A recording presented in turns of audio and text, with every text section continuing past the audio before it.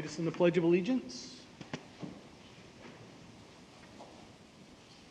I pledge allegiance to the flag of the United States of America, and to the republic for which it stands, one nation, under God, indivisible, with liberty and justice for all.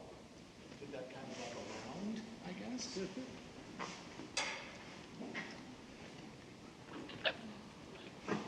So the roll call will reflect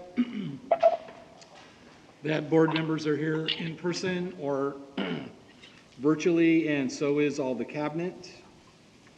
Do we have an approval of the board meeting of September 1, 2020? So moved. By Mr. Tomac. Is there a second? Second by Wendy Jonathan. A little late, Wendy. By Anna Conover. Any discussion? Okay, our preferential vote? Aye. All those in favor say aye. Aye. Aye. Aye. Okay, all those opposed? That carries 6-0. Is there a motion to approve the minutes of the special meeting of September 8th, 2020? So moved, Wendy Jonathan. By Mrs. Jonathan. Is there a second? Second. By Anna Conover. Is there any discussion? Oh, you weren't here for that one, right? Okay. All those in favor say aye. Aye. Aye. All those opposed? One abstention. And that is one abstention, so that is 4-0-1. Is there any addenda to this evening's agenda? Yes, just one, Mr. Griffith. We are going to pull item 20.9 under Personnel Services General Function 20.9. We'll bring it back at a subsequent board meeting.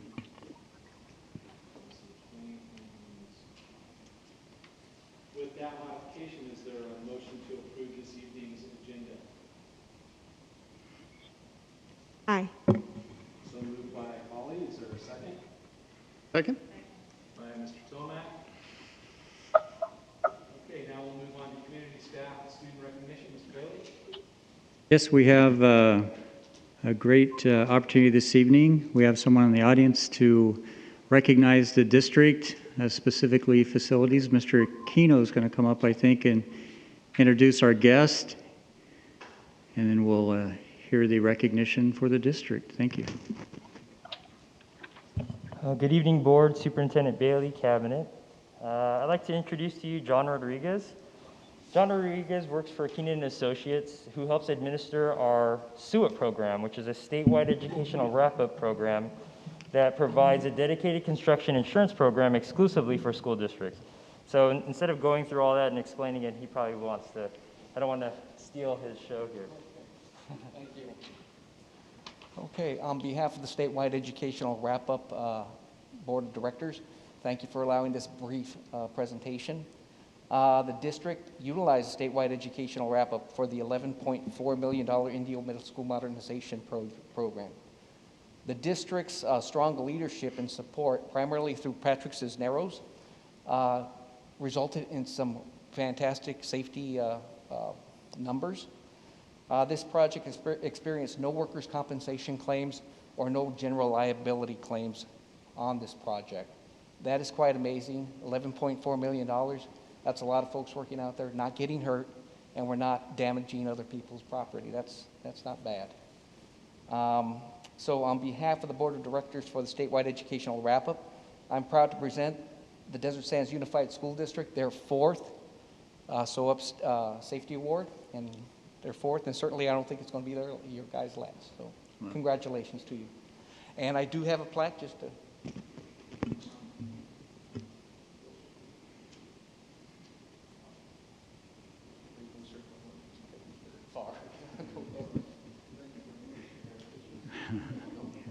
Yeah, thank you for making the trip, and Patrick, kudos to you and your staff. Doing such a great job.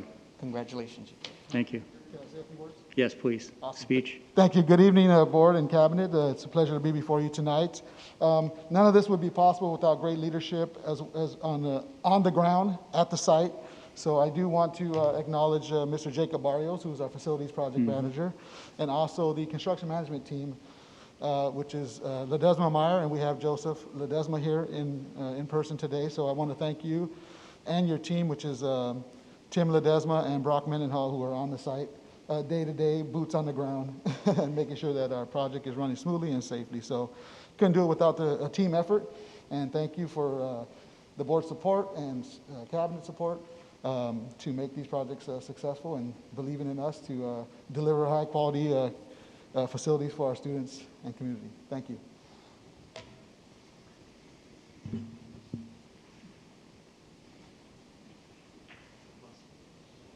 I'll give you a clap, Patrick. That was awesome. Thanks. Okay, so moving on to new or recently promoted employees, there aren't any. Information, we have an actuarial study of the retiree health liabilities. We have staff conference items. We'll go to Horizon School Associated Student Body Student Body Report. Holly Hinman. Good evening, Superintendent Bailey, district board members, teachers, and honored guests. My name is Holly Hinman. I am a senior at Horizon High School in La Quinta. Horizon provides creative and independent courses using the district-approved California core curriculum. The school also offers an independent studies program for kindergarten through 8th grade. I wish to begin my report on a very positive note. Horizon was ready in March 2020 when a major health crisis unfolded in the United States. As our teachers said to us then, quote, "Now is your shining hour. You are already fully prepared for distance learning," end quote. And I'm happy to say we didn't skip a beat. It was a great feeling to know the learning plans were already set and our teachers were ready to go. I chose Horizon for 3 reasons. 1, as a family, we love to travel and I'm able to take my studies on the road. 2, I can maintain a part-time job. 3, I'm able to take advantage of college-level courses easily and effectively with no worry. The rewards are, I can get my work done in half the time because I do not have to be in classes 5 days a week. Our classes are roughly twice a week, and they are flexible if we are traveling or I am working. Non-traditional learning is often misunderstood. Independent study takes the best aspects of traditional schooling and homeschooling and combines them together. Students are required to manage their time wisely, and in doing so, it gives them more time to do the things they love. For me, that is working on songwriting and music. I love songwriting, and I'm able to dedicate an hour of the day to practice guitar, voice, and creative writing. Other students participate in the arts, sports, or even student ministry. Horizon senior scholars are going on to major universities, participating in great clubs like journalism, which I'm a part of, studio art, and fulfilling their desires before they get to college. This past June, the graduated seniors are now attending Humboldt State, Brigham Young, and CS universities. This year, more than ever, Horizon is extremely relevant. Our principal, Orrin Jackson, makes himself available to everyone and is always encouraging us to do our very best. Our teachers and guidance counselors really take their time to get to know us. In fact, you can't hide at Horizon. Either you do the work, or harshly, you're out. And the only person responsible for doing that work is you. We can't hide in the back of the classroom. We can't dodge questions. We can't come up with an excuse for late work. This is a small classroom, one-on-one setting. In summary, Horizon gave me the opportunity to learn all the time management skills I needed to feel fully prepared for college. I am pleased to say that Mr. Jackson is giving tours and answering admission questions daily, and our school has almost doubled in size. After COVID, families began to see the true value in distance learning. Thank you to the board for allowing me to be of service. I'm looking forward to a bright new year with Desert Sands Unified School District, working with Superintendent Bailey and all the wonderful teachers who are so dedicated to the development of our large student population here in the desert. Horizon is doing great work and I'm proud to be part of the council during this academic year. Thank you very much. Thank you. Nicely done, Holly. Thank you. Mr. Jackson, you want to take a bow? Jackson, yes. No doubt your leadership will continue to pay dividends to the world in the future, but I certainly want to thank you for your service over the last 2 meetings, and I provide you with a memento of the occasion, a plaque in your honor.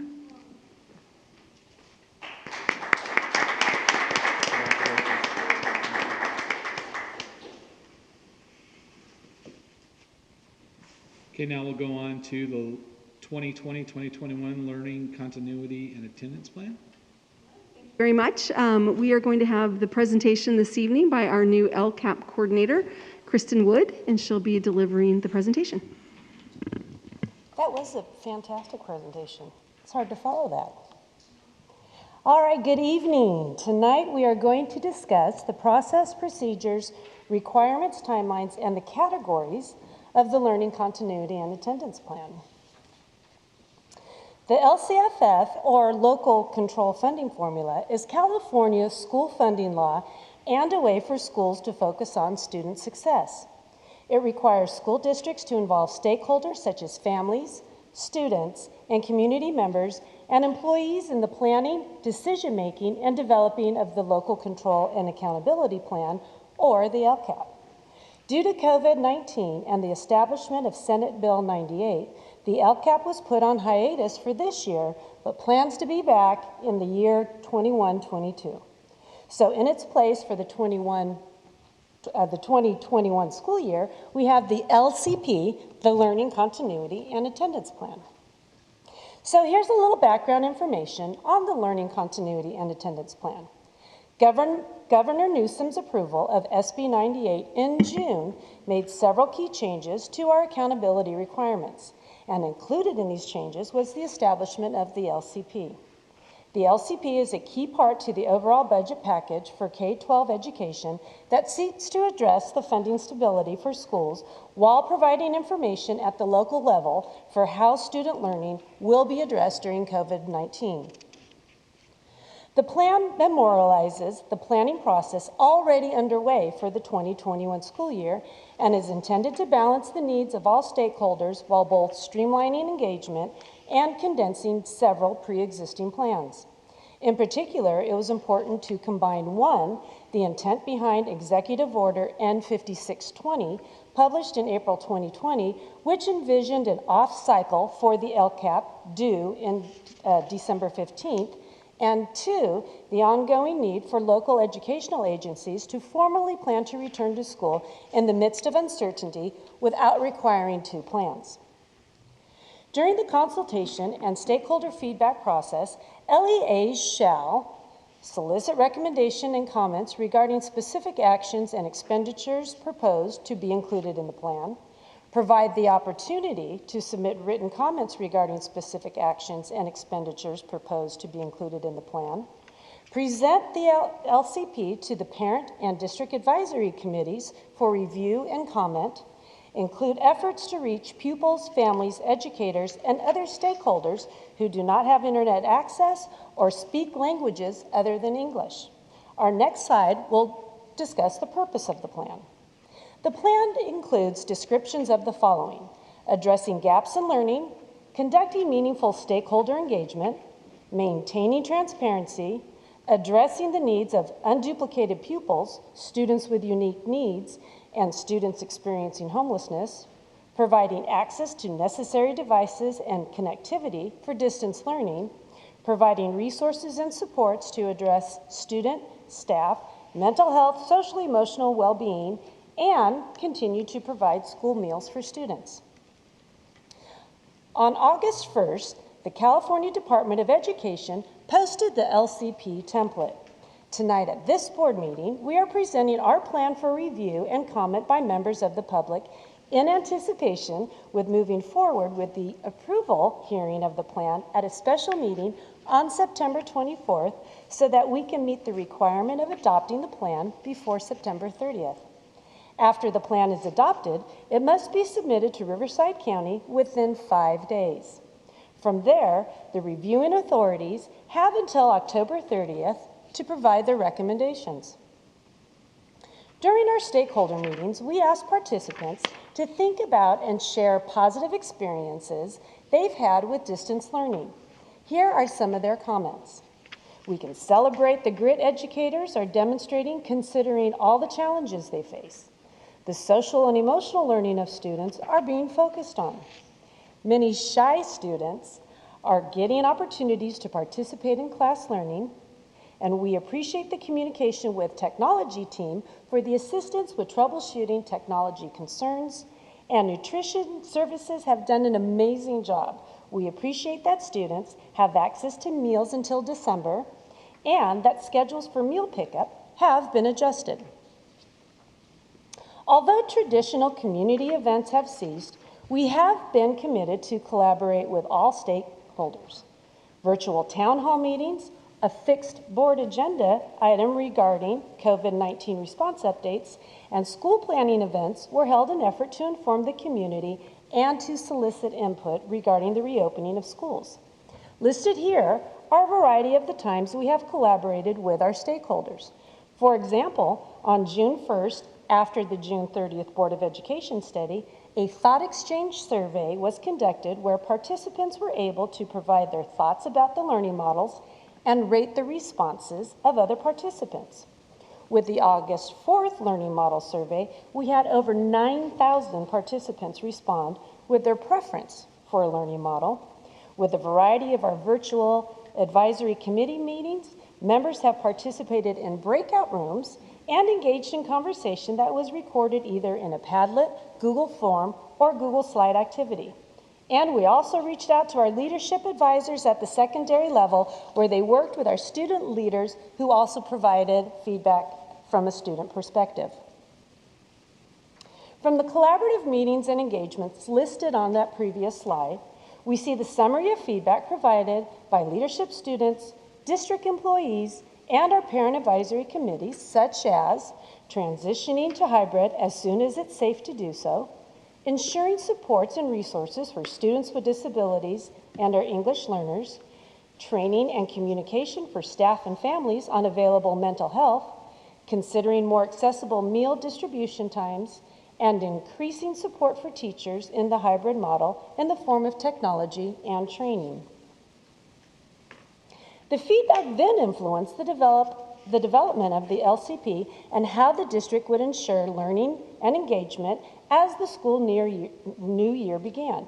Here you see the most highly rated ideas, key themes, and actions that were implemented right off the bat, such as alternating meal pickup times that better aligned with parent work schedules, implementing diagnostic assessments such as iReady, implementing our social and emotional curriculum of hope, hang on, pandemic's end, providing professional development for our teachers such as the distance learning playbook that had over 4,000 unique registrations, and creating our district's moving forward plan. We are now going to take you through the required elements of the plan and begin with distance learning. Although we began our school year in 100% distance learning, our goal is to transition to in-person learning as soon as it is safe for everyone to physically do so. The continuity of a highly qualified instructional plan and delivery model is of paramount importance to us, and we have developed structures to promote flexibility as we continue to navigate best practices in the alignment with state and county guidelines. The table here demonstrates our continued focus of delivering essential standards with utilizing our district-adopted curriculum with English language arts and mathematics, while also supporting social studies, science, PE, VAPA, and CTE with resources that were purchased or implemented before the school began. We also created a distance learning website that contains a variety of resources that support parents, students, and educators, such as documents, videos, and professional development opportunities.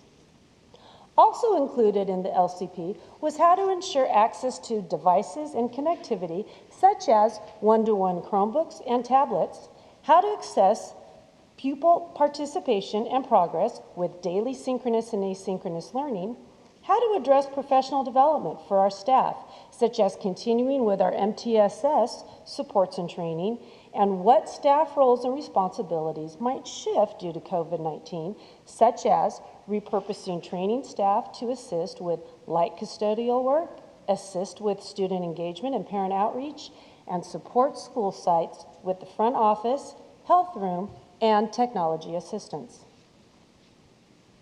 Identifying learning gaps for our students with unique needs is essential so resources can be allocated and interventions implemented.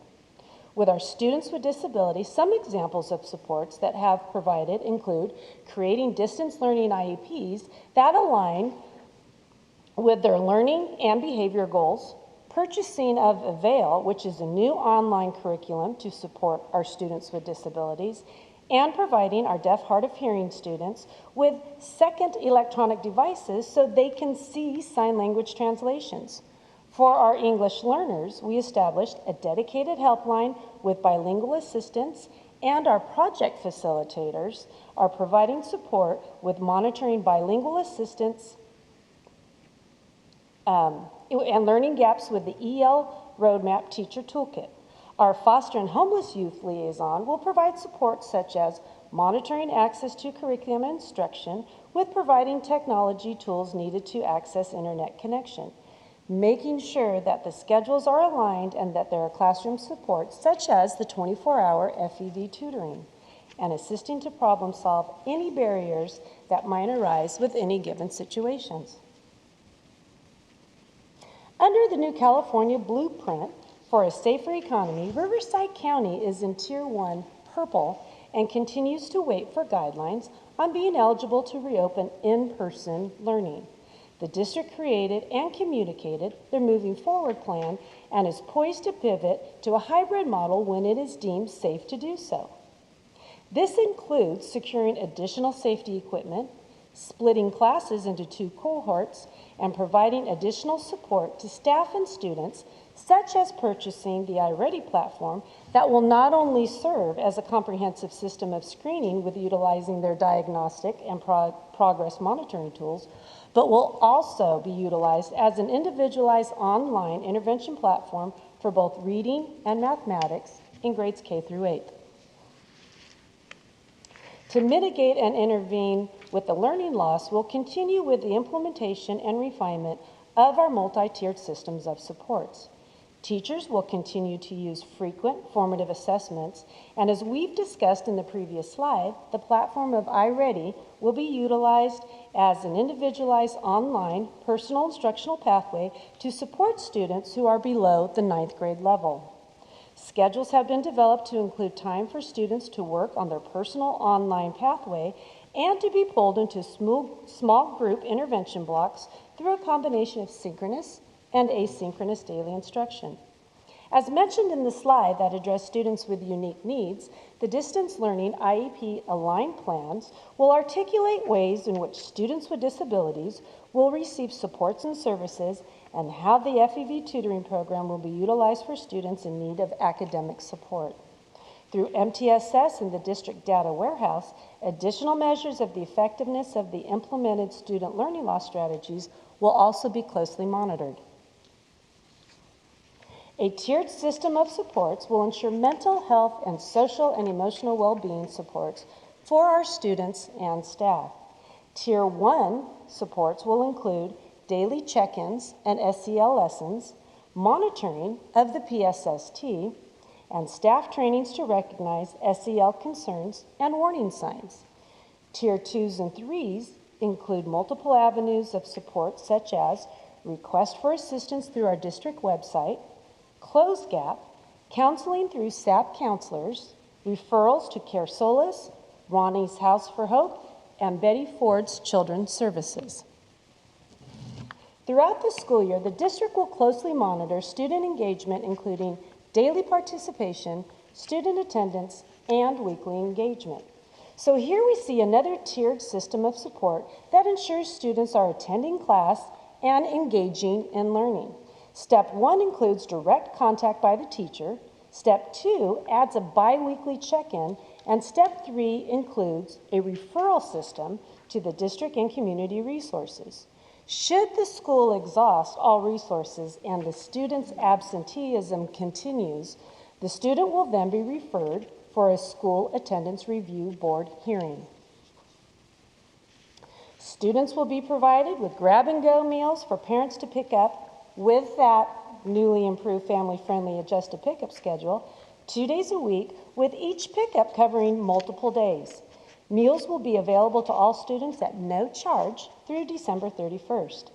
Parents are notified of meal distribution through phone calls, social media, flyers, and local news. When the district transitions to the hybrid model, meals will be provided with the utmost safety in mind. And that concludes our presentation. Do you have any questions? Holly, do you have any questions? Not. Ms. Conover? I just have one question. If we go back to the social emotional learning, it is one of the tier supports. For tier 1, We can't hear. They need you to speak up, I think. oh, sorry, here we go. Can We you hear can't me? hear. Okay, in the slide with the social emotional well-being, mental health and social emotional, so I see here in the tier 1 supports, we have SEL resources and I'm assuming an SEL curriculum. Has enough staff development been provided to all the staff on the SEL curriculum? So I can go ahead and start and address that. I don't know, Ms. Fisher, if you want to address that or you want me to do that? Yeah, the training that our mental health staff put together, the HOPE lessons, Hold On, Pandemics End, which is the lessons they created for both elementary, middle, and high school. They also put training together that's in the toolkit for teachers. We have the PowerPoints that are in there, recorded trainings for teachers, because, you know, with all the training that was happening for teachers, we knew that there wasn't time in the day to fit them all in. So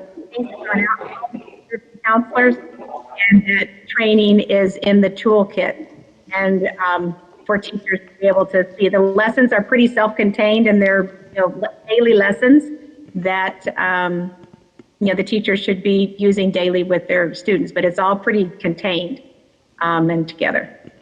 And then I'll just add to that, there's also, obviously this is just a brief overview, but included in the plan as a whole, there's a pretty comprehensive ongoing training modules. Yes. For example, we're continuing with our trauma-informed practices, suicide risk assessments, suicide prevention, case manager work. I mean, really, it goes through quite a hefty list. So although there was that initial exposure and training for teachers, it is an ongoing thing throughout the school year. Because we're aware that the training is needed, but we're also aware that as we continue, we're going to see more and more needs arise for our students. And so we're going to definitely have to continue to train staff to be able to meet those needs. Right, and I actually have that as part of my COVID talk too, so I'll talk more about the suicide prevention and what's going on with that too. Thank you. Mm-hmm. Mr. Tomac? I just have one question, and well, it deals with two subjects here. School nutrition. Now, the grab-and-go meals are given out at exactly what time during the day? 6:30 in the morning? Until? 6:30 a.m. to 9 a.m. And so it's twice a week, and they get multiple days meals at those pickups. So, and what time do elementary school students begin their morning education? So it varies a bit by site, but typically I think we're seeing between 8 and 8:45 in the morning.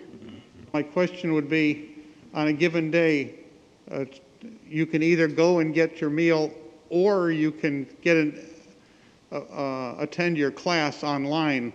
But if you're just a single parent with one elementary school child with first or second grade, you have to choose whether you're going to get food or whether you're going to get an education. Is that correct?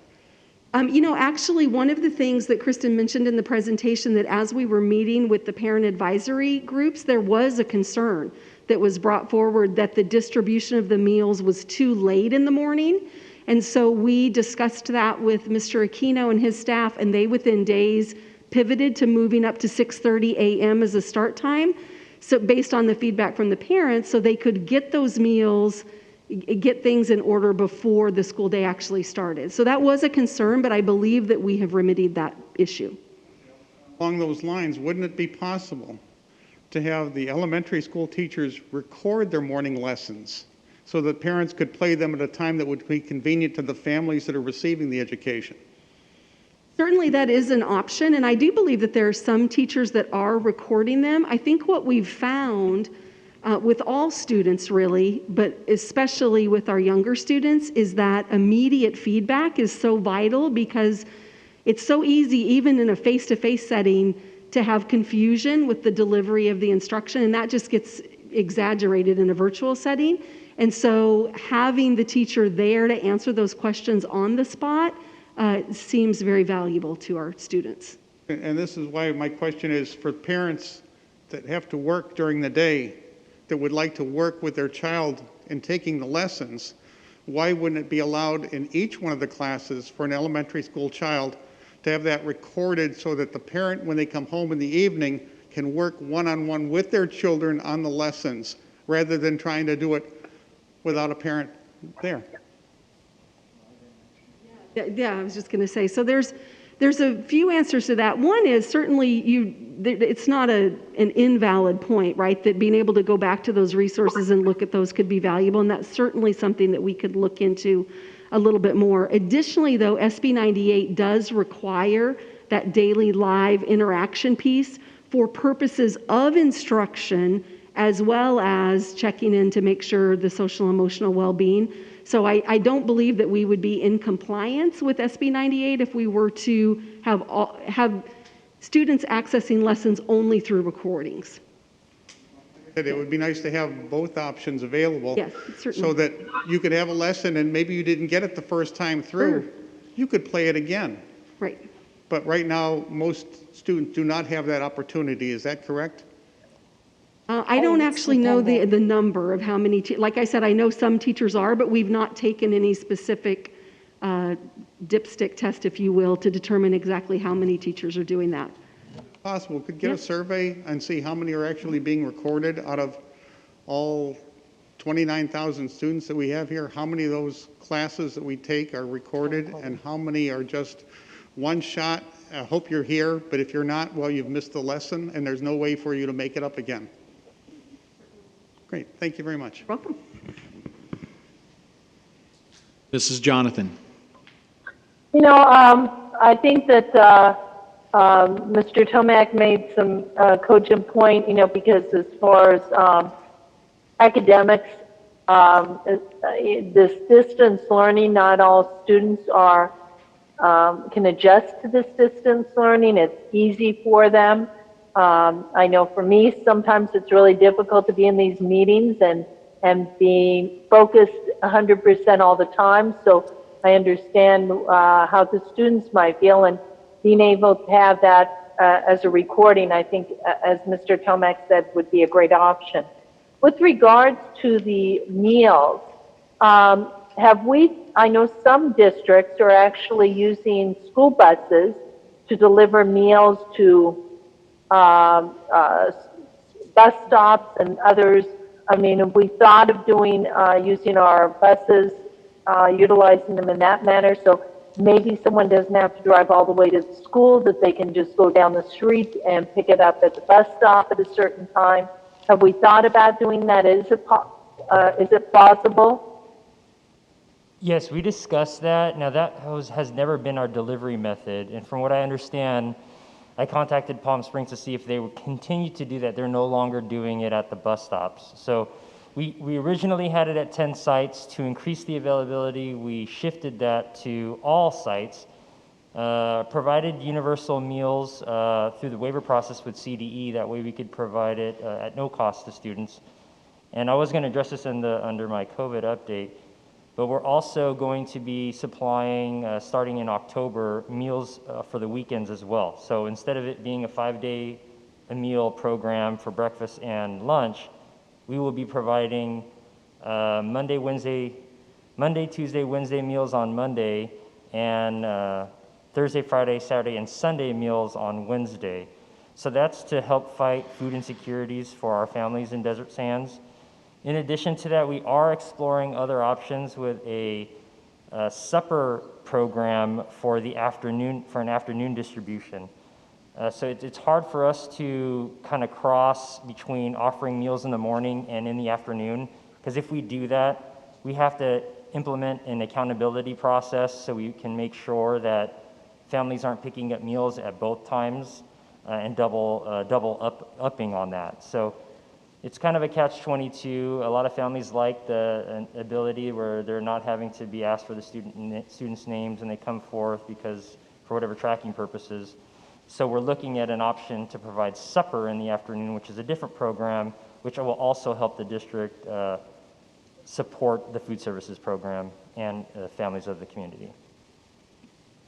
Okay, and out of curiosity, why did they say why it was a problem in Palm Springs? What was happening in Palm Springs that they stopped implementing their school bus delivery?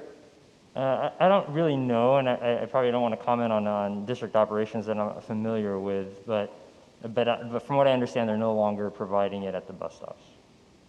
I'd be curious to know, because I know there are other districts that are currently doing it. I believe Ukiah is doing it that way, and I think Corona Norco as well. So that's why I asked.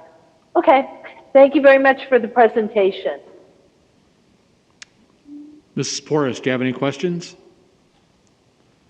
Yes, I just have one question. Thanks so much, Kristen. You did an awesome job. I really appreciate your all the pictures, and I love the color coordination with everything. Thank you. Anyway, I just want to know, as far as having the internet access to remote areas, has that been taken care of? Yeah, this is Kelly actually responding to that question. That's a great question. So as I'm assuming, and as you're aware, that there are some districts outside the boundaries of Desert Sands that are struggling with internet access. And so one of the agenda items tonight that you will see is the ratification of 50 devices from T-Mobile that will be used to ensure access for those students outside our boundaries. In addition to that, I'm actually on a task force with One Future Coachella Valley, and we're working with RCOE to actually put up some towers in the boundaries of Coachella Valley Unified, and Desert Sands students will be able to use those towers just as we do our own LTE network towers to extend the reach for our students that live outside of our boundaries. That's great. All right, great. Thank you so much. That's all I had. Thank you so much. I didn't have any questions till now. So is that because for our out-of-boundary students, mostly in the other two districts, we're going to set up hotspots for them so they can get directly to us? The T-Mobile or the additional towers? Both. So when we built our LTE network, we built it for the boundaries of Desert Sands. However, we do have some students that attend Desert Sands that are on a transfer, and they live far outside of our boundaries, and so our network doesn't reach to their homes. A lot of those students are in places where fiber isn't even pulled, so they can't even get access if they were willing to pay the monthly subscription or whatever. So really working with T-Mobile allows us to provide access for those students temporarily until the additional towers are erected and we're able to get them on our LTE network. Thank you, Mrs. Wood.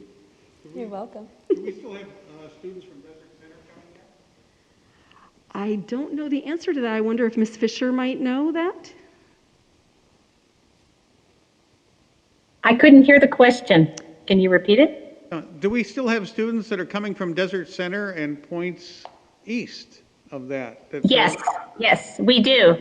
And they primarily go to Horizon, but they also go to other sites. But we do have kids coming from Desert. In a normal setting, they would be, but right now they're obviously in the distance learning too. Yes. Thank you.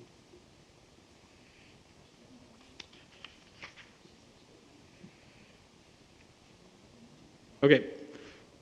Thank you, Mrs. Wood. Thank you. Okay, now we'll move along to the public hearing, number 01-2020-2021, Desert Sands Unified School District Learning Continuity and Attendance Plan. We'll open the public hearing on that at 7:45. Anybody wishing to speak on this topic can approach the microphone.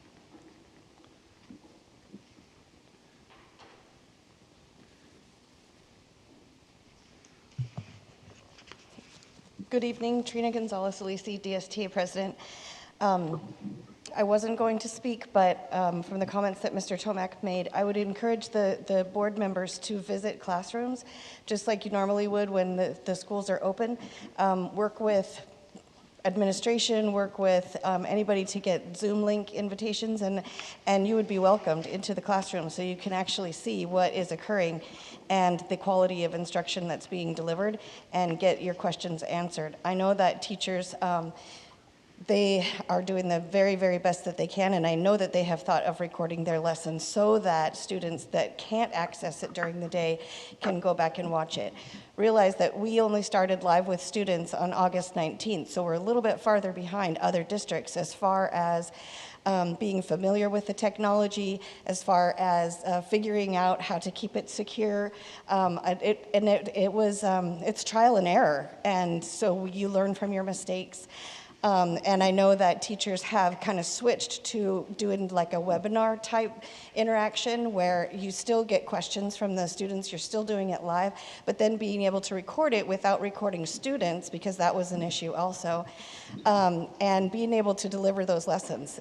Additionally, I would add that during the synchronous learning, like when you're teaching your subject matter, if you're in secondary, or your ELA block or your math block in elementary, it's not just the teacher talking and the students listening.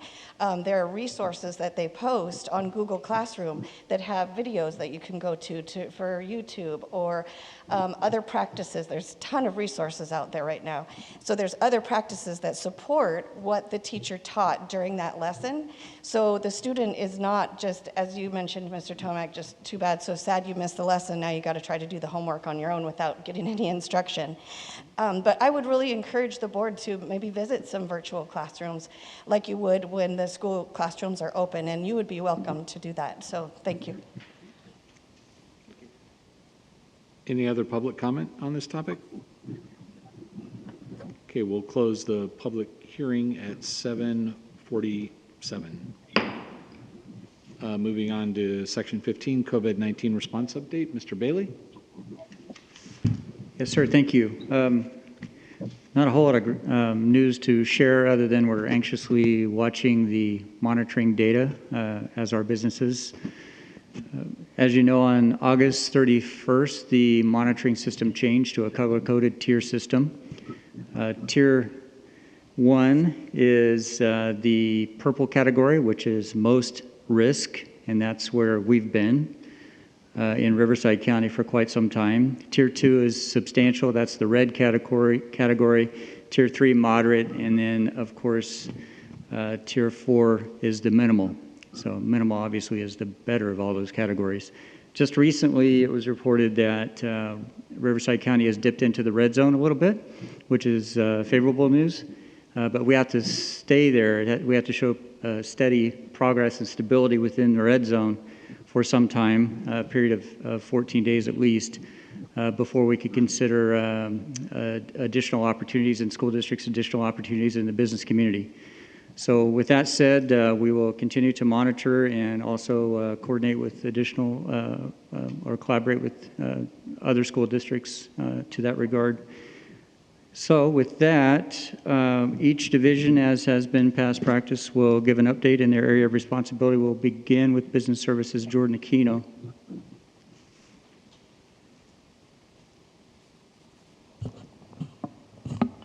So a lot of this, the updated items for COVID I wanted to talk about revolved around the meals. So we are going to be shifting to provide Saturday and Sunday meals for students for both breakfast and lunch. That will start sometime in the first week of October.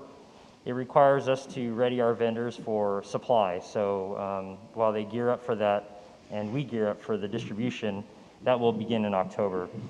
Now, one thing that I do want to mention, because we are under the seamless summer option or the universal student meals, right now we aren't, really the families of our community aren't incentivized to fill out the free and reduced lunch applications. So if you look at the data from where we were last year, we actually have half of the amount of applications that we would normally receive.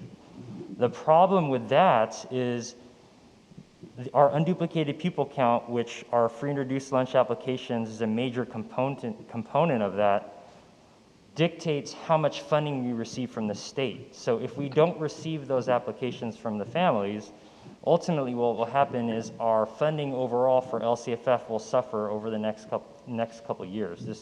So the current year and 2 subsequent years, because it's based on a 3-year rolling average. So we want to get the message out. We had a meeting with our principals and let them know the importance of getting those applications filled out, including the income verification forms, which we've done a great job doing in the past. So we're really making a concerted effort to let our families know that please fill out those free and reduced lunch applications, even though you're getting free meals now. Now the meals will end the free meals will end on December 31st. So everything for families who would normally receive a free meal and didn't fill out the application would ultimately receive a charge if they don't successfully fill out that application. So that's an incentive on its own.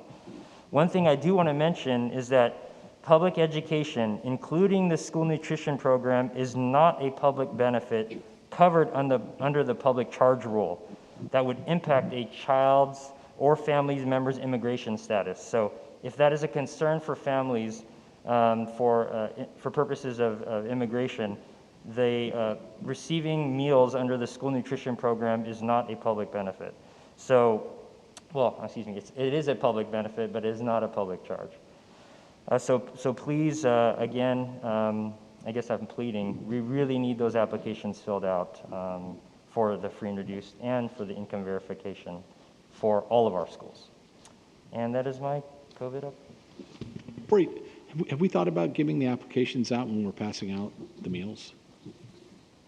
I'm sorry? Yeah. Have we thought about giving the applications out when we're passing out the meals? No, but that's a great suggestion. And now that it's cooling down, if we set something up with a table and a couple of pins, it's like, hey, look, if you want to keep getting this, fill this out, give it right back to us, and then we'll ensure you to continue this program, and we can just hit them as they come.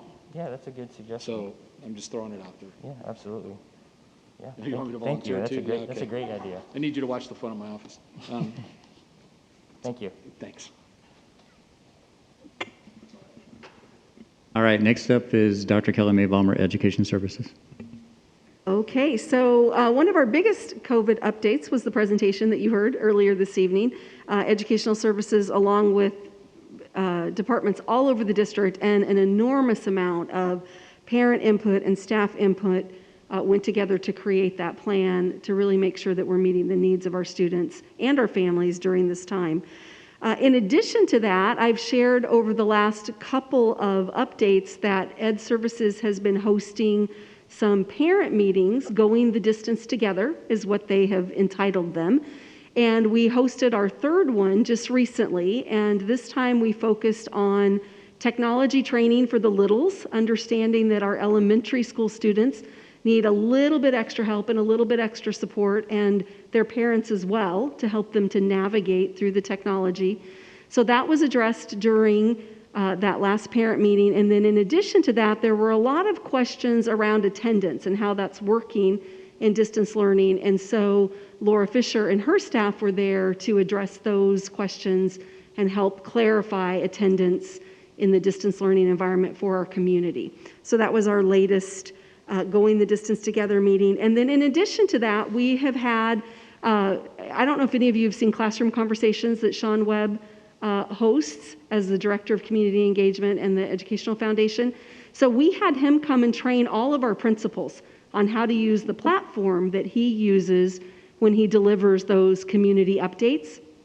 So it's been really neat to see our principals now taking off and using that StreamYard platform and holding town hall meetings for their communities to educate families And most recently, one of the things we've been focusing on is really ensuring that our seniors this year are fully informed of what's coming next.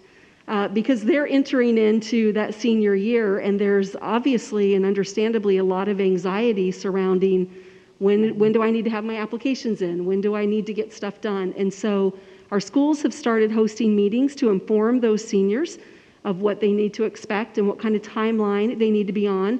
And we'll be devoting a special part of the website, district-wide website, just for informing seniors and their parents of things that they need to be aware of so that they can get things in a timely manner.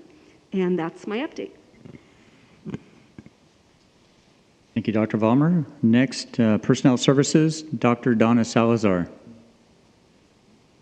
Good evening. The report that I have related to COVID is focused upon the district's negotiations that are ongoing with DSTA as we work to reach an agreement on an expanded MOU that will address the effects on the working conditions of the DSTA members when the district begins in-person instruction for small cohorts of high-need vulnerable students, as well as for when we transition into the hybrid instructional model. We met last Wednesday, we met again yesterday, and we are having our third meeting tomorrow, and we're coordinating our calendars for some additional meetings next week. That's all I have tonight to share. Thank you, Dr. Salazar. Up next is Laura Fisher, Student Support Services. All right, thank you, Mr. Bailey, and good evening, everyone. I feel like I've got great lead-ins on most of my topics because we've covered some of them. But first, the learning continuity plan, the presentation was awesome, Kristen. And one of the things that what came out of that and people asked questions on was the suicide prevention. And that actually September, as we talked about, I think the last board meeting, is Suicide Prevention Month. So we will actually, the SAP team has put together a presentation and training that will go to all staff. Because we know that, yes, teachers right now, particularly teachers, are the ones seeing the students. But when we get back, and we will someday, we will get back into that brick and mortar setting, then any person at a school site that has contact with students. So that training will take place at the school sites. We also have resources, as been discussed, too. Our social emotional wellness website has a variety of resources for students and families and staff, and it's continually updated. And Kristen also mentioned our social emotional lessons that I talked a little more about, our HOPE lessons that we have for all our teachers and the training that's going on with that, along with our MTSS that's continuing. But for any parents that have concerns, please reach out to the teachers or the principal at your site. We have resources that are there to help students. And we also have referrals like Care Solace and some of the other ones that Kristen was talking about. So we really understand the need, and we are there with resources to be able to provide that support for students. We also have Start with Hello that starts next week, and it'll be a little more of a challenge virtually, but I've seen some great things coming from principals and counselors on how they're going to still do that Start with Hello to make kids feel, even though we're in a virtual setting, that they do belong. And that's even a little more of a challenge now, but I've seen some great ideas from counselors and principals on how they're going to do it. Also, I just wanted to kind of give you a heads up. Next board meeting, October 6th, our awesome deaf and hard of hearing staff will be doing a presentation on our program. We have not only our preschool class at our Adams Early Childhood Learning Center, we have elementary, middle, and high school classrooms for our deaf and hard of hearing students. So they will be there to talk about our programs and what we offer, the support that we offer for our students. And just like Kristen mentioned, that was one of the things that technology made sure is that those students do have an additional tablet or Chromebook, so they are able to listen and see the interpreters at the same time. We also, as was addressed, our attendance and engagement plan. We have those tiers in place, and all three divisions, as I've talked about before, really have to be working on that, both the business, ed services, technology, and student services, to make sure that we're following the guidelines, the new guidelines under SB 98 that are in place due to distance learning. And so we also have engagement concern notifications that will be going out to parents. As was mentioned before, our goal is to make sure that all students are actively participating. Even though we have different ways of counting attendance, you know, there's nothing better, and I think Trina mentioned this too, of having the student there with the teacher actively participating on those Zoom links. And so we do have some letters that will be going out, and not any type of scolding, but, you know, going out to the parents if a student has missed more than 3 days in a week of their actual interaction on the Zoom links, to be able to make sure, is there an issue that we can help with? Is there connectivity issues that could need to be addressed? So that the parents are aware that that's happening, and the supports that are there to help ensure that that engagement is in place. And that's one of the necessary things that we have in our engagement plan. And also, my last thing is Dr. Salazar mentioned in regards to negotiating the impacts with DSTA. We do have, the governor did announce that the small group, small cohort in-person instruction is available for our students. And our district obviously looked at our moderately severe students with disabilities as our first group that we would be looking at. And so letters will be going out soon to families to see which parents are interested in their students coming back, and to know that, you know, we are looking at that in the future, you know, and ensuring that the health and safety is in place for both staff and students as we embark on that plan. And so that is my topics for this evening. Thank you, Ms. Fisher, and thank you, Cabinet, for your leadership and your reports. I just wanted to add that any member of the public can follow along with these data under the new monitoring system. The new monitoring system, as of August 31st, is called Blueprint for a Safer Economy. That's Blueprint for a Safer Economy. And it's been simplified into the colored tiers, but it also tracks two major metrics. That's case rates per 100,000 and also positivity rates. That concludes our report. Thank you, Mr. Bailey. We will go to public comment on open session, and Mr. Tomac. Thank you very much. I have two blue sheets, and in fact, citizens wishing to be heard on agenda items shall have a 3-minute limit and should indicate their intentions at this time. I have two that were listed to speak. One is Susan Portner, who wants to give her 3 minutes to Ursula Laguillo, dealing with Desert Sands Unified School District open positions per educator. Ms. Ursula?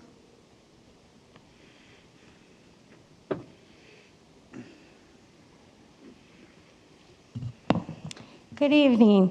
I would like to bring two concerns to the board's attention. First, I would like to recall your attention to the September 1st, 2020 board agenda.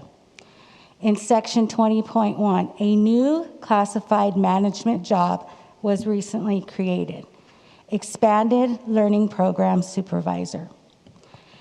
In a looming budget crisis, creating a new high-paying position at this time feels wrong. If this position is essential to the district, then why not follow proper protocol and fly the position in order to give equal opportunity to all employees of Desert Sands? The position was never flown for all current employees to apply.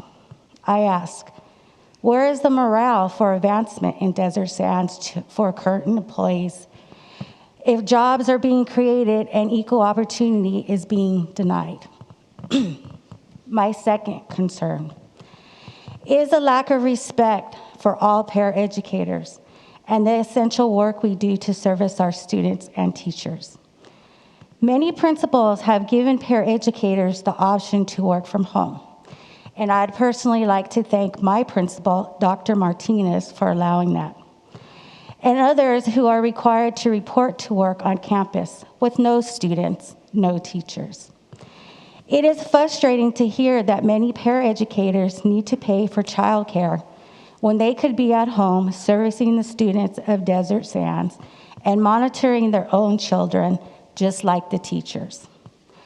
My hope in bringing these concerns to you is that the board to investigate and make sure that Desert Sands personnel is following proper protocol and flies all open positions to give equal opportunity to all Desert Sands employees. And ask, why are paraeducators not being offered to work from home? In moving forward, as we say together here at Desert Sands, I would hope that you really, truly investigate my concerns, and I would have some answers at the next board meeting.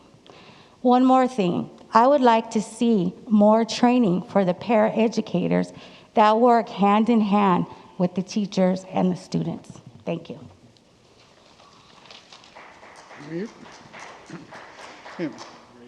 Yes.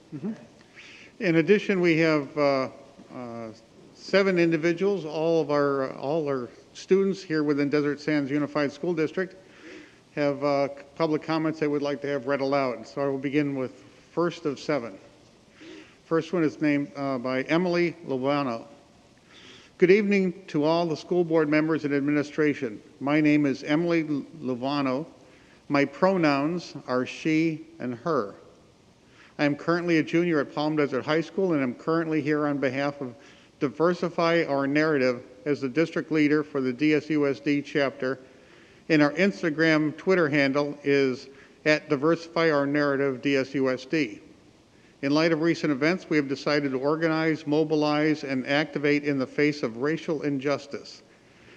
By fighting to change our curriculum, we fight to acknowledge the past and present systemic racism that has continued to fester in our communities, which has perpetuated anti-blackness across the nation.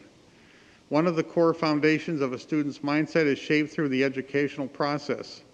We are sure you can agree that the education system is of absolute importance in the lives of America's children, and while it has been very successful in many of its endeavors, it has also been drastically underutilized as a tool to combat racism. Our movement asks for a minimum of at least one book in every English literature and comprehension class be by a person of color and about a person or people of color experiences. Why, many may ask? Well, first of all, why not?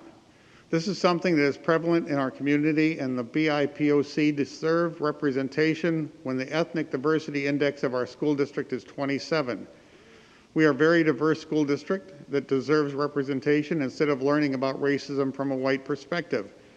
An example of this is To Kill a Mockingbird, which portrays acts of racism through the lens of a white person. Learning about racism through the eyes of those who were and still are oppressed is extremely important in order to grow and become higher intellectuals and create visionaries for an America that provides equality for all. I also have a few of my Diversity Our Narrative group members writing in as well. We believe that anti-racism should be implemented into our curriculum, and will continue to fight for this as long as we have to, in hopes of setting up a meeting with the school district, and thus inciting change with the help of school board members today. Adding anti-racist texts to our curriculum is a great first step to bring more racial justice to the classroom. Thank you. Second is from Gazelle Rodriguez. Good evening, members of the board. My name is Gazelle Rodriguez, and I'm a student at Palm Desert High School.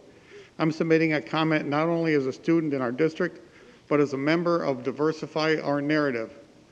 The purpose of our organization is to push for more inclusive texts in our classroom with the larger goal of making schools a safe and anti-racist environment. As a student who has been in your education system since kindergarten, it has always been prevalent to me that school has ignored the stories, experiences, and history of Black, Indigenous, and people of color. It is sad to know that the history of many of my peers is too often altered to fit the narrative of white history. Racism is a real issue in our classrooms. Diversify Our Narrative is not an anti-white movement. We are simply calling for equality and a chance for your students to all have representation. We wish to have a chance to fully express ourselves to you in a meeting soon. Thank you very much. Student number 3, Avery Webb. Hello, DSUSD school board members and administration. My name is Avery Webb. My pronouns are she and her, and I am a current student at La Quinta High School. I am here today on behalf of Diversify Our Narrative. In school, I notice a lot of casual racism going on.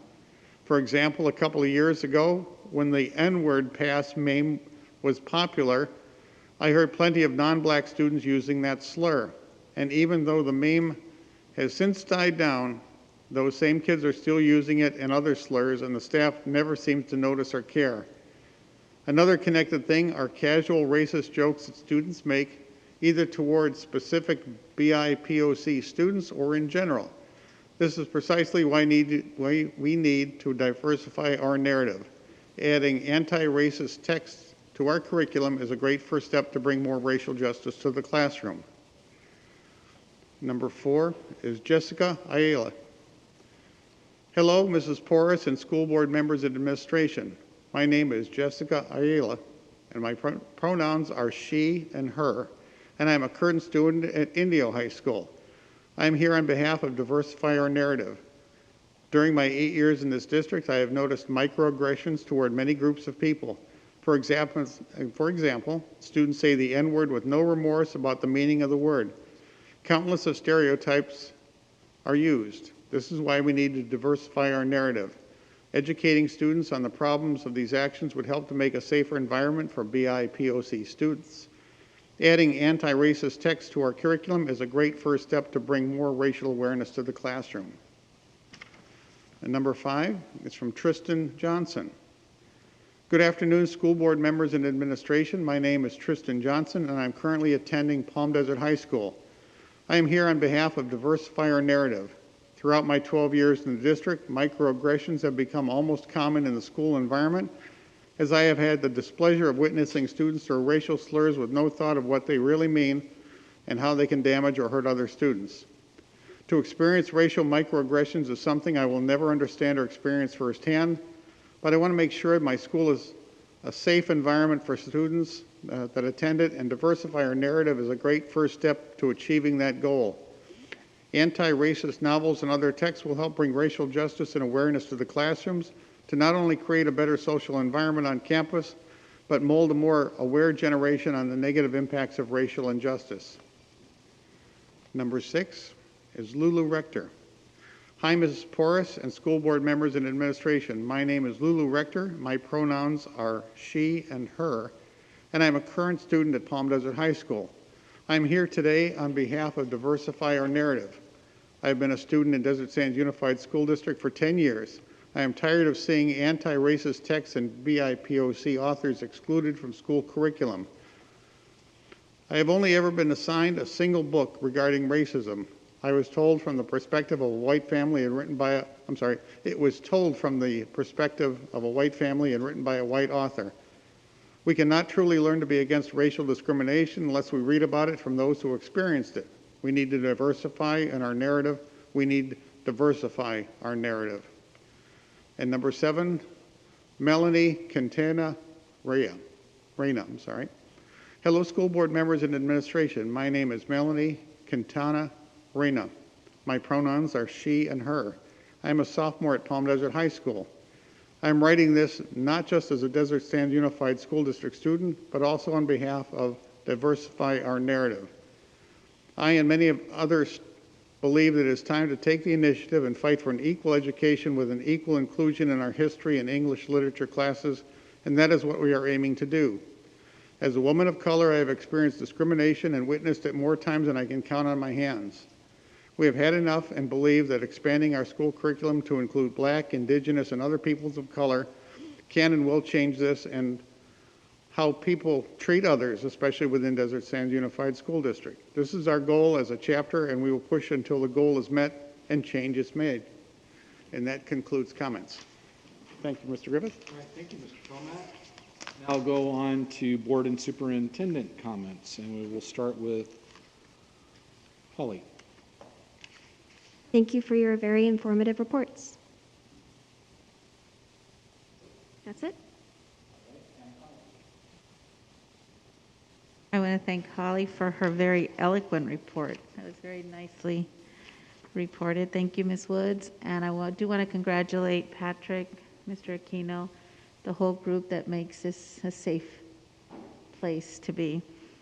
And as far as did listen to the technology bit where you're having lessons with the parents and stuff, and that is key because I know when I'm in Zooming with my students, I spend quite a bit of time being an IT tech, which is really hard to do, and it kind of throws off quite a bit. So I'm really glad that we are reaching out to the families and providing that support. And that's it. Thank you. Wendy Jonathan. Thank you. I wanted to as well thank Holly. You did a great presentation, and I want to thank Orrin Jackson, the principal.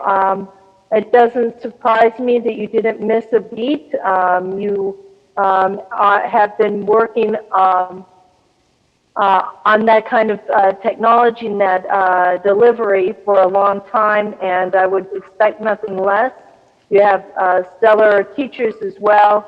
Not that we don't have stellar teachers in our district, but you have these teachers that have been working in the remote learning, distance learning for some time now, are very familiar how to navigate their way through the program. But we think highly of Horizons. They've always done an exceptional job in educating the students in our district, and I'm glad that they're also getting some attention where they don't always get the attention, but it's not that it's good that some of the students are leaving other schools, but it's also not, but it is nice to hear that there are students transferring into Horizons and recognizing the value that it has. I want to congratulate also Patrick Cisneros. Congratulations on the recognition, and Ledesma Meyer. They have been always a good partner with our district, and I want to thank them for the great job they're doing. And I want to thank our staff for our cabinet. We have our staff and our teachers that have been doing a really phenomenal job, but all of that could not be done if we didn't have a really strong superintendent and assistant superintendents. And I again want to thank all of you, all 5 of you, the tremendous job you're doing. You're navigating through waters that we haven't done before. You're doing an incredible job.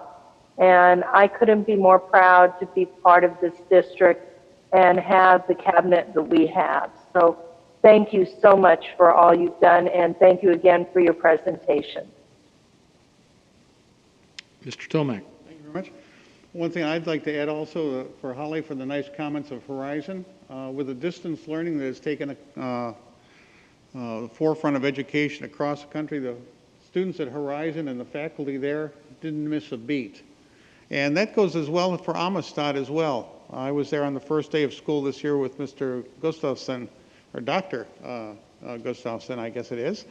And as he said, the faculty was ready to go on day one. And I think it's just tremendous that we have a good distance learning program that was implemented, and hopefully it'll continue to grow throughout the district as well. And thank you very much for making sure that all the internet capabilities work. Ms. Kelly, thank you kindly. That's all I have. All right. Linda Porras. Yes, thank you so much. I just want to reiterate what everybody said instead of going over everything again, but I agree with everything all my colleagues have said. And I also want to say that I would love to visit the classrooms because I really do miss going and visiting the schools and the classrooms. So yes, I would definitely love to visit on a Zoom class and just really see how everything is going. So definitely want to do that. And I think it's great that you are keeping the seniors informed on what's happening with everything and keeping that in the forefront for them, because it's really important that they know what's going on. I also was at the board orientation for our new candidates that are running for Mr. Tomac's seat, Tricia Pierce, Doug Hassett, and Celeste Feeler, and welcome them and wishing them well in their run, and looking forward to working with whoever wins. And I just want to say something about the students that wrote in the diversifier narrative. I'm so proud of them. I'm so proud of them for writing in and bringing that to the forefront, because I think especially in our time now, we really do need to look at that and have curriculum that does have, people of color, what their perspective is in our literature and teaching from ground up, from kindergarten all the way through, to really help with adding the anti-racist text to our curriculum. So I really would like to look into seeing more of that, about how we can go about doing that. So, and I think that is it, but thank you so much. And I have no comment, so Mr. Bailey. Thank you, and thank you, Board. Holly, just once again, great job on your presentation. And for those that can't see, she has the support of her family. Her father's been very patient supporting her in the audience, so thank you to Dad. I just want to say huge kudos to the students, the staff, and the parents for learning through this uncharted territory. I hate to use a term like that, but definitely we haven't been here before and hope to not be here again. But I know it requires a lot of flexibility and perseverance. So I thank everyone. I obviously have a wife as a teacher, so I see every day how difficult the task is to engage people, to engage students and keep the students engaged, and vice versa. So thank you to everyone for going the extra distance to make it happen this year. Mrs. Wood, thank you for your presentation. I know that was a lot of work. I can't even imagine. I think you put probably a work week into the background of that new report. And for those that don't know, Mrs. Wood is new to her position, and pretty much this was just handed to her like, we have to get this done, and we have to get it done now under the new legislation. Like everything else has changed, acronyms have changed, so we went from an LCAP to an LCP, so kudos to you for learning on a very sharp curve. Kudos to Patrick Cisneros and Team Facilities. They do an awesome job in modernizing our buildings. As you know, we recently sold the remaining $50 million of Measure KK from 2014. Putting those monies to good use. Patrick is working overtime with his team right now because we've put more projects in the queue. And then lastly, I agree with Mrs. Porras. I appreciate the student comments, and certainly it'll help us with our equity and diversity work that we've embarked on. So we'll be reaching out to you sometime soon. All right, so now we'll move on to general function items, business services. We have two items on this, 18.1 and 18.2. They all deal with Ford Elementary School. Do we want to take these individually or as a group? General function items 19.1 and 2 is listed in tonight's agenda. Tomac, is there a second? Seconded by Holly Hinman. Seconded by Holly Hinman. Is there any discussion on either of these items? Yes, I just would like to say, I didn't say it at the comments. I just want to congratulate Patrick Cisneros and his team on doing a great job. Do we have any other comments? Preferential vote? Aye. All those in favor say aye. Aye. Aye. Opposed? Aye. Gotta wait. All those opposed?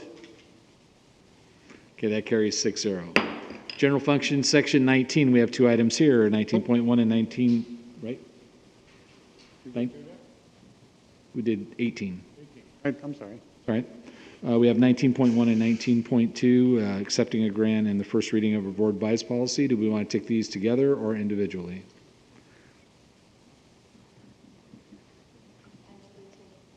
I move we take items 19.1 and 19.2 as a group. Is there a second on that? Second by Holly Hinman. Second by Holly. Is there any discussion? Okay, hearing none, preferential vote? Aye. All those in favor say aye. Aye. Aye. All those opposed? Okay, that carries 6-0. Gotta lick my fingers here, so hold on. Okay, general function personnel, we have 21.1 and we got rid of 20.9, so I guess we have 20.1 to 20.8. No resolutions. We can take these individually or as a group. Move approval, general function items 20.1 through 20.8 as listed under tonight's agenda. Okay, by Mr. Tomac, is there a second? Second by Holly Hinman. Any discussion on any of these 8 items?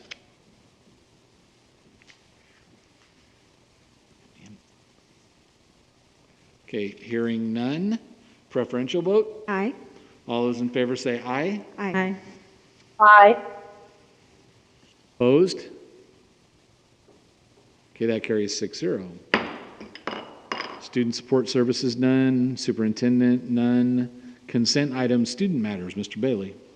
One item listed under closed session, agenda item 3.1. Tonight in closed session, the board took action to approve the following student matter. 23.1, reinstatement number 19/20-47.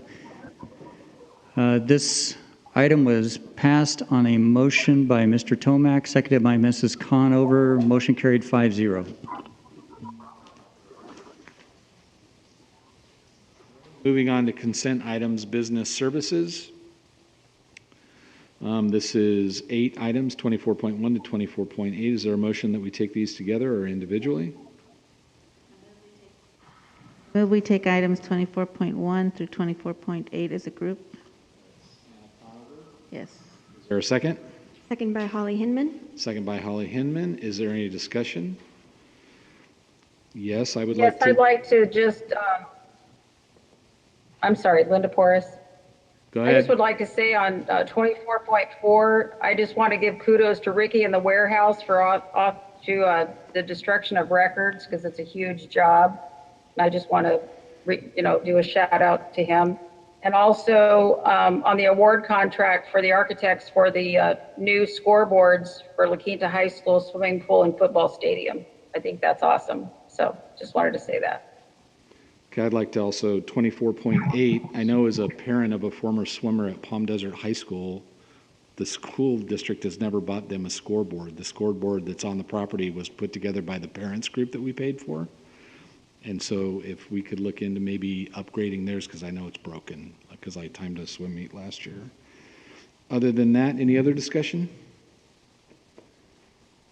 Okay, hearing none. Preferential vote? All those in favor say aye. Aye. Aye. Opposed? Okay, that carries 6-0. Consent items, ed services, there are 7 of these, 25.1 to 25.7. Is there a motion to take these as a group or as individually? Move approval, consent items under educational services 25.1 through 25.7 as listed under tonight's agenda. Mr. Tomac, is there a second? Seconded by Holly Hinman. Seconded by Holly Hinman. Is there any discussion on any of these 7 items? Okay, hearing none. Preferential vote? All those in favor say aye. Aye. Aye. All those opposed? That carries 6-0. Consent items, personnel services. Is there only one of those? Yes. 26.1. Is there a motion to approve this item?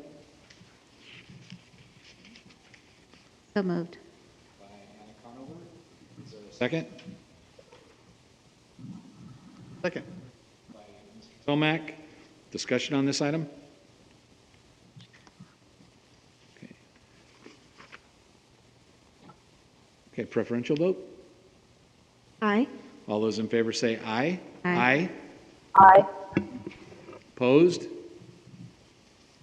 Okay, that carries 6-0. Consent items, student support services, 27.1 to 27.6. Is there a motion to take these together or separately?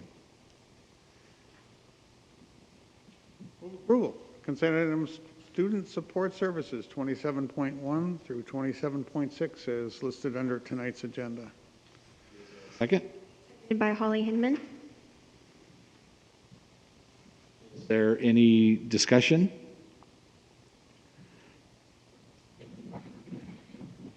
Okay, hearing none. Preferential vote? Aye.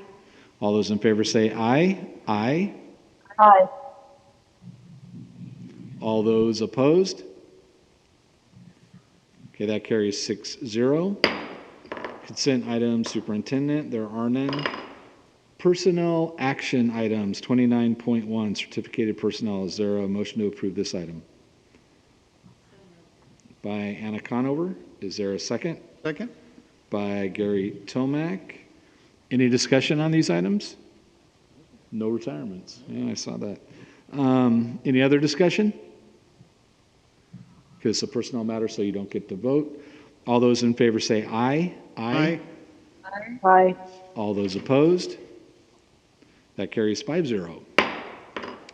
Okay, personnel items classified. And we have a blind item. So, Mr. Bailey, you want to tell us what that is? I'll refer to Dr. Salazar. Oh.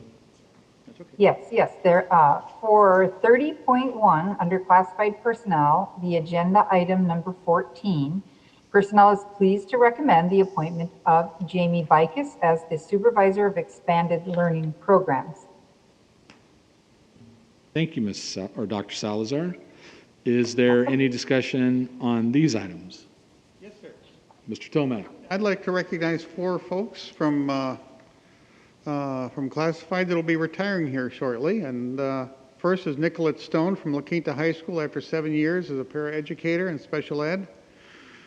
Susan Portentner, Indio High School, also a paraeducator. She's been with it for 16 years.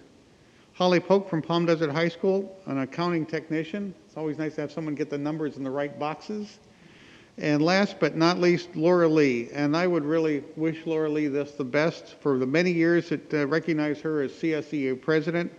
This was an individual who was honest, was hardworking, a straight shooter, really had concern for membership as well as students, and it was a real pleasure to work with her. She was president, and at the time I was board president as well. So congratulations to each one of those to making it to the finish line, and wishing them a wonderful retirement. Any other comments on that? Okay, again, this is a personal item, so Holly, you don't get to vote on this. All those in favor say aye. Aye. Aye. All those opposed? That carries 5-0. Mr. Bailey, call out of closed session items. Yes, sir. One item. This pertains to closed session agenda item 3.3. The board took action to accept the resignation agreement for certificated employee teacher number 147100 under the terms of a settlement agreement. This item passed on a motion by Mr. Tomac, seconded by Mrs. Conover. Motion carried 5-0, and that concludes my report.